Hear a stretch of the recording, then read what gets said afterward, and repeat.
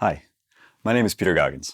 I'm the founder of Pisces Atlantic and the director of commercialization at the University of Connecticut's Daigle Labs, where I focus on taking new technologies and introducing them into the market. You are studying at the Long Game Project. Pretty frequently at Daigle Labs, we choose to work in international markets, ranging from Latin America to all throughout the Middle East and recently China and Ukraine.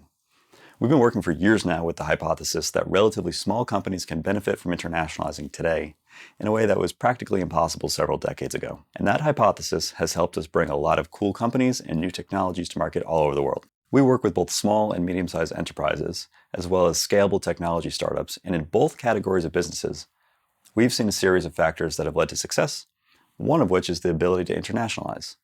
This begs the obvious question, why? Why internationalize? If you're able to do so, the benefits of internationalizing a company are extensive. Most of you have already had the obvious one come to mind. You're diversifying your market share. This can mean a lot of things, including spreading your revenue streams across multiple markets, which therefore, the risk of a single catastrophic economic downturn or political event destroying your business is considerably lessened than if you focused all your energy and received the bulk of your revenue from a single source. A great example of this are the American and European companies that were able to survive the 2008 recession simply by having diversified into China and other foreign markets ahead of time.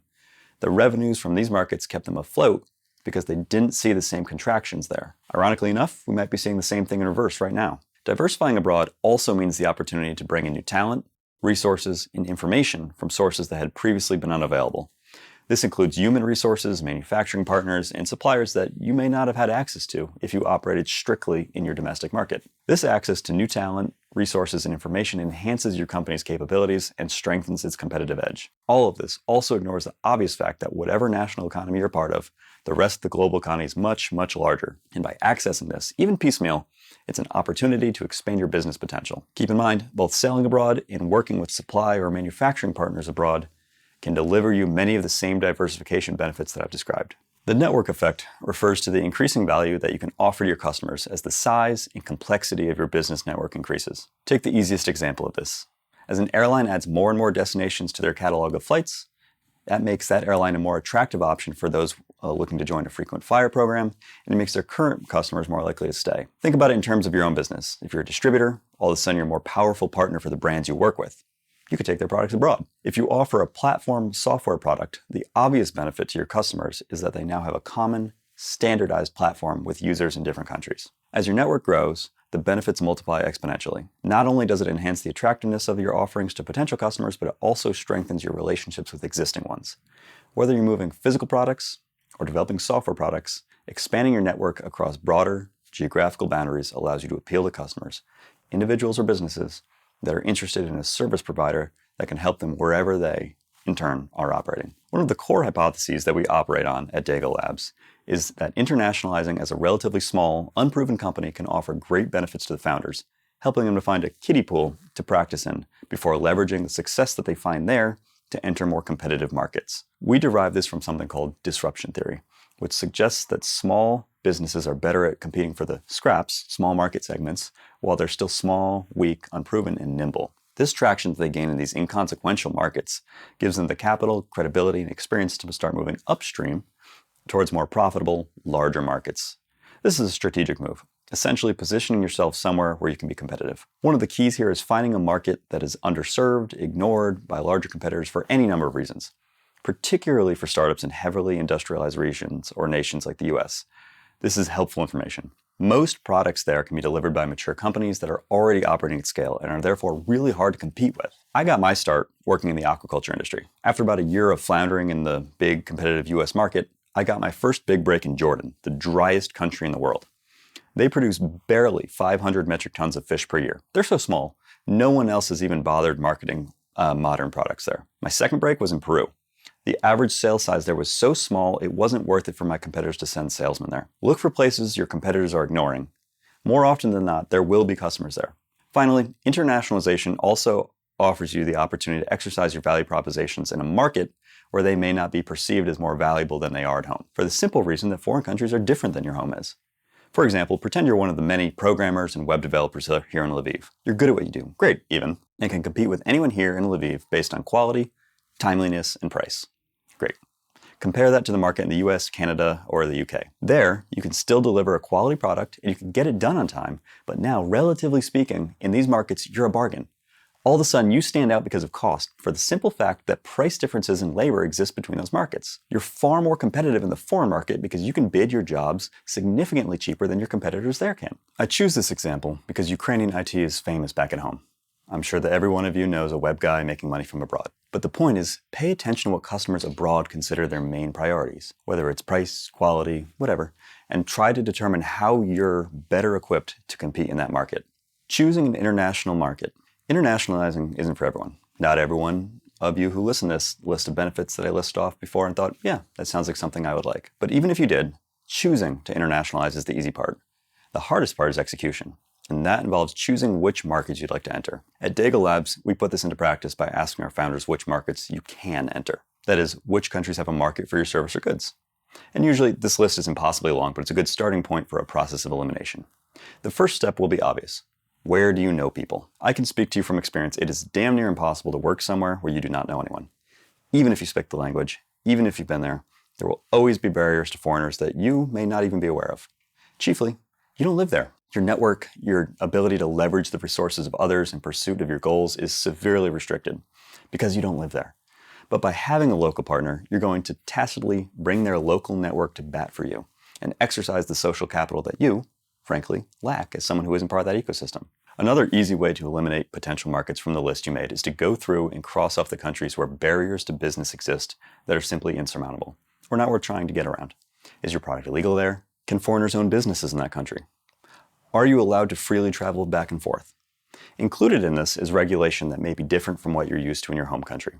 There are some countries that my company simply can't export products to. Regulation won't allow it. One of the aviation companies that Daigle Labs works with is lucky. They're US-based, and there are a lot of countries that have reciprocity agreements with the American Federal Aviation Administration, making it easier for them to sell their products abroad. If they were based in a country that has less strenuous regulatory body overseeing them, they might not even be able to sell abroad at all, or only to neighboring countries with close economic ties. Also, consider the resources that are available in that country. If you need to hire, is the workforce educated enough?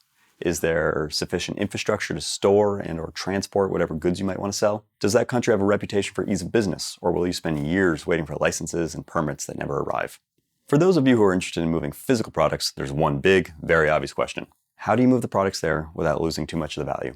Generally speaking, rail and container shipping are your best options in terms of price per kilometer, with trucking and air freight much more expensive options. If you're moving anything in large volumes over large distances, you're going to have to familiarize yourself with one or both of those options. Before you actually intend on shipping anything though, I would suggest familiarizing yourself with the destination of the trade that originates from the ports nearest you. You can easily take advantage of the fact that a lot of trade occurs between two given points, due to the fact there will be competitive rates and lots of options to choose from. For example, if you're looking to trade goods between the east coast of the US, where I'm from, and the Middle East, you'll quickly notice a huge disparity between the prices of moving the same volume of material to different countries there, even though the distances involved are essentially the same. It is twice as expensive to ship to Iraq as it is to Jordan, even though Iraq is only 4% further away. Trade routes are like any other form of travel. The further you want to travel off the beaten track, the more money you're going to have to spend. In short, look at where other Ukrainians are exporting to, and remember that you can take advantage of the same economies of scale that they are. Considerations and preparation for entry. Now, any investment is risky, but those abroad are doubly so, and risk increases with the size and complexity of the operations that you draw up for yourself. Mitigating risk and having a solid plan for entry helps you to increase the odds your venture will succeed and not fall apart due to some silly mistakes. First and foremost, have a cash flow plan.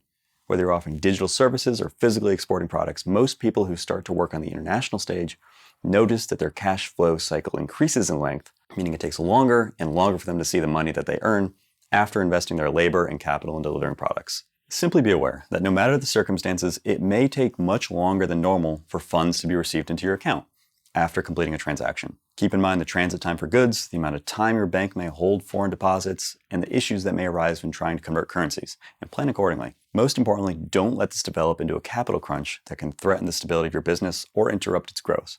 Plans that are otherwise being executed without a problem. Overall, financial capital is one of the most common elements that restricts the growth of small businesses.